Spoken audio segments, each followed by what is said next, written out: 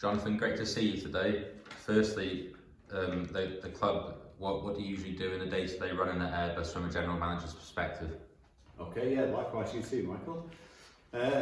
It's a general manager is exactly that. It is everything. I mean, I've done everything at the ground here, from water the pitch in the past to drive the minibus to run the payroll, future projects like the 3G installation, the stands, the development of that. It is absolutely everything.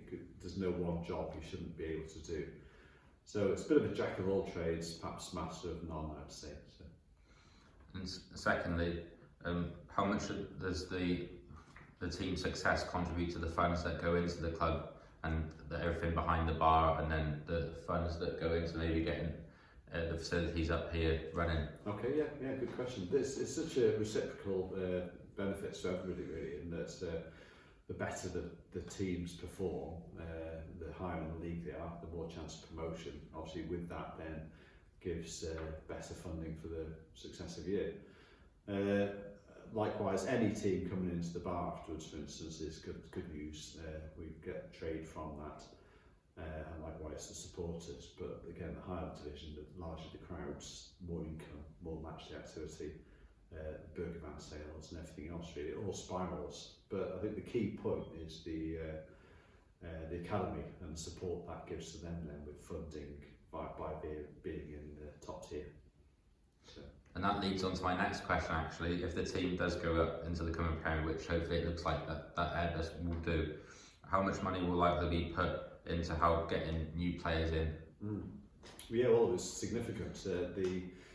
The key part will be no direct contribution via the grant aid towards budget as such, but what it does do, it frees up other pressures. So at the moment, for instance, because we've been in Tier 2 for a couple of years, we've lost some funding support for that, for the academy. We're very academy orientated here, hence the progression of players through from the academy through to the first team. So because we support the academy, we want to support them financially as well, which has been a bit of a strain on the club. But because we've supported them now, we will maintain that, and the fact we're getting a grant for them, we can then take perhaps some money from them. So when I say take it from them, they can start paying for some of the usage. So the academy probably accommodate about 60% plus on pitch usage, so various training sessions, matches for the different age groups. We've not been able to charge them for 2 years for that, so we're trying to set aside money towards the pitch for the future. And when we can't make charges against them because they can't afford it, it's been a real strain on the club as a whole. So the fact then they get grant aid to help with the running costs means that we can then justify some costs incurred for them on the club and help regenerate the pitch. And how much will the club have to do to get the requirements to what the coming Premier wants? Obviously the club was in the league a couple of years ago, so do you have a lot of those requirements already in place, ready for next season, hopefully? Yeah, large parts of them. We tend to get more televised matches then, so they're very, very hot on the infrastructure side, so the safety side, which were paramount importance for us anyway, so we're always on top of that. I think the key part for us probably this year will be the floodlights. So the levels of lux level requirements is 500 lux. So they've dipped down probably because the bulbs deteriorate over years. They've dipped down to perhaps say 400 at the moment.